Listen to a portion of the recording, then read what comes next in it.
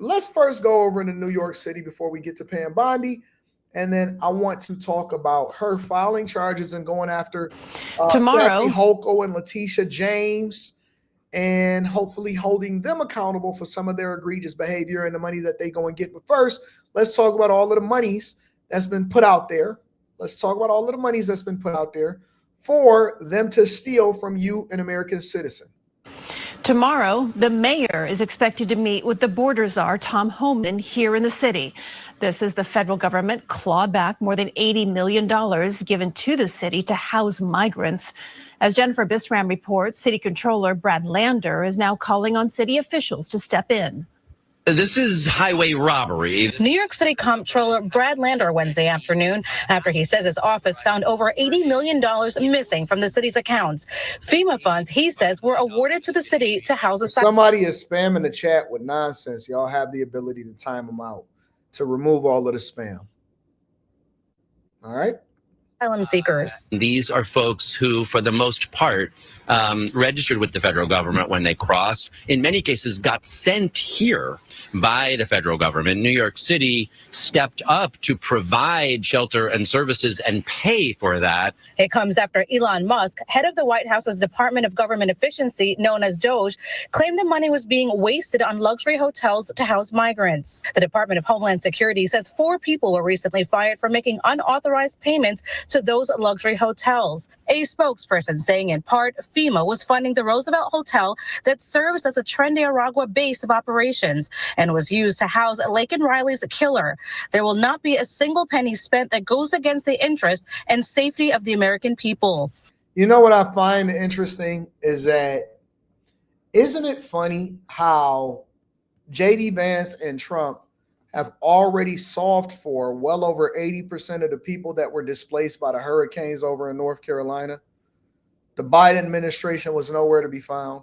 FEMA was not helping and they were not stepping in. This is not something that's normally, or that is even being normalized or reported on legacy media sites.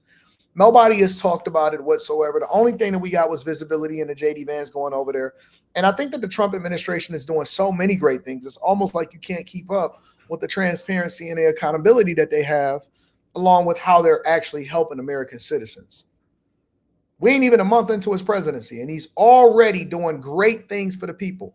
Yet FEMA was trying to, remember when they were saying that FEMA ain't got no money and they underfunded, and that was under the Biden administration?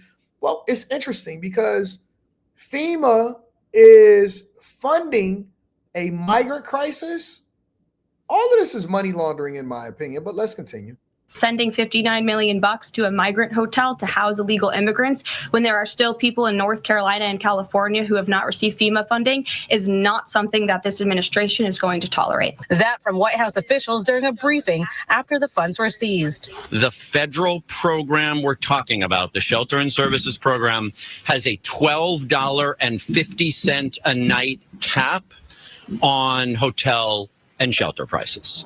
And obviously New York City paid much more than $12.50 a night for the tents at Floyd Bennett Field and Randall's Island, much less for the hotels here. The mayor's office says it's conducting an internal investigation, adding our office has already engaged with the White House about recouping these funds, and we've requested an emergency meeting with FEMA to try and resolve the matter as quickly as possible. I got my eye on everybody over in New York. I think that New York has been doing a lot of finesse for a long time, even outside of what you're experiencing with the whole FEMA situation. I think that just New York in general is just one of the most crooked cities, probably right behind Los Angeles and Chicago. I think Chicago probably is number one. But I think that New York City is probably one of the most crooked cities that you've ever seen in your entire life. I want to go over to Pam Bondi actually announcing how she was going to go after New York City that operated as a sanctuary city while stealing money at the same time and still protecting illegal migrants and preventing the Trump administration and Tom Homan, the border czar, from being able to get these people up out of there. Let's go over to Pam Bondi and what she said yesterday. Let's get it. Sorry, we were a little bit late. I was in the West Wing swearing in Tulsi Gabbard, and so I just came straight back here. So thanks for being patient with us with the delay. we're here today because we have filed charges against the state of New York. We have filed charges against Kathy Hochul. We have filed charges against Leticia James and Mark Schroeder, who This deserve a full, hold on, I got to go full screen on this one because I haven't actually seen this video yet. So this is the first time that I actually seen a video, but we got to go full screen on this one, y'all. That's crazy. who is with DMV. This is a new DOJ, and we are taking steps to protect Americans, American citizens, and angel moms, like the mom standing right behind me, who you're going to hear from in a moment. New York has chosen to prioritize illegal aliens over American citizens. It stops today. As you know, we sued Illinois, and New York didn't listen. So now you're next. Millions of illegal aliens with violent records have flooded into our communities, bringing violence and deadly drugs with them. With me today, I'm so proud to be joined by Tammy Nobles. Tammy is an angel mom. Crazy. Her beautiful daughter, Kayla Hamilton, was murdered by an MS-13 member in 2022. Kayla had just turned 20 years old, and she was raped and murdered by someone who should not have been in our country. Yet he was released, flown to Maryland, where he committed this violent murder. I just want you to hear from Tammy. Tammy represents not only herself and her family, but all of the great angel moms around this country who have suffered because of what the Biden administration did. And it is What is an angel mom? Does anybody know what an angel mom is? over. Thank you for having me here today and being able to share Kayla's story. Her murderer was able to come across the border knowing that he was flagged as an MS-13 gang member, and he had a criminal record in 2020 in El Salvador for illicit gain. Okay. Looked up what an angel mom is. It says a mother whose child has died, or a mother whose child was killed by an undocumented immigrant. I didn't know it was that specific, but that is literally what it says right here. Crazy activity. He came over as an unoccupied alien child, saying that he was afraid of gang activity in his country.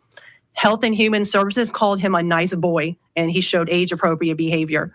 That fell so wrong when he murdered my daughter. He ended up in Maryland, where he was able to rent a room in the same mobile home as her. We thought it was a legit company that were renting out these rooms, but it turned out that it was another illegal immigrant who owned these mobile homes. And he knew Walter from El Salvador. He knew him and allowed him to rent a room with my child. What do y'all, let me ask y'all a question. What do y'all feel about ownership laws or ownership of things from people that's outside of the country? Now, I know that there's a lot of different things. Like, for example, if you go over to Billionaires Row, there's a lot of Asian and Russian investors and stuff that then buy out some of these properties. And in a lot of these properties, there aren't even really any lights on and there's vacancy because they basically using them as a tax shelter or a place in order to hold money or held money. But what do y'all think about people that are not documented and or are not a citizen in the United States of America being able to own certain things inside of the country? If you can't travel here, if you have no ability to be legal here, then why? And I'm not saying you should or you shouldn't. I'm just asking y'all a question and think about it before y'all answer.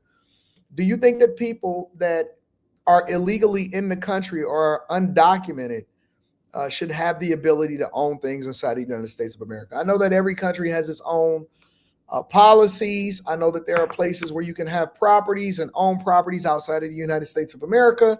So just think about that for a second. Kayla just turned 20 years old 3 days before she was murdered. Her murderer was only living there for 5 days before he viciously strangled her, raped her, and left her on the floor like trash and robbed her of $6. I have been sharing her story for over 2.5 years to bring change, because this should not have ever happened to Kayla, and it shouldn't be happening to other families being hurt by the border. Homeland Security did not do their jobs. They did not check his background. You know, they did say that he was processed. So if they processed him, they knew that he was a gang member and still allowed him here. Health and Human Services did not verify the sponsor and allowed him to go with the sponsor that they don't even know if it was his cousin or his aunt. And he was able to leave the sponsor's house to go live wherever he wanted. That's crazy. Let's go over to Pam Bondi again. We're letting walk into our country. And that's why President Trump has directed this to stop. And if you don't comply with federal law, we will hold you accountable. We did it to Illinois, strike one. Strike two is New York. And if you are a state not complying with federal law, you're next, get ready. And the great men and women of law enforcement are standing behind me today. We have FBI, DEA, ATF agents. They put their lives on the line every single day to protect us. And what New York has, they have green light laws, meaning they're giving a green light to any illegal alien in New York, where law enforcement officers cannot check their identity if they pull them over. Law enforcement officers do not have access to their background. That's and if crazy. these great men and women pull over someone and don't have access to their background, they have no idea who they're dealing with. And it puts their lives on the line every single day. Violent criminals, gang members, drug traffickers, human smugglers will no longer terrorize the American people. And that is why we are here today. You will be held accountable if you do not follow federal law. It's over, it ends, and we're coming after you. Questions? We have time for a few questions. Dave. Yeah, that's a problem. When you go so left or you go so liberal to where you can't even protect your own American citizens, and even when things and violent crime happen to American citizens, people still have the ability to flee and go to a different state, or they do catch and release and stuff like that. That is absolutely a problem. Leticia James should have spent more money protecting American citizens instead of focusing on this frivolous lawsuit that was against Trump and trying to prevent him from becoming the president of the United States of America. Shout out to Pam Bondi for doing great things. We absolutely think that she's awesome,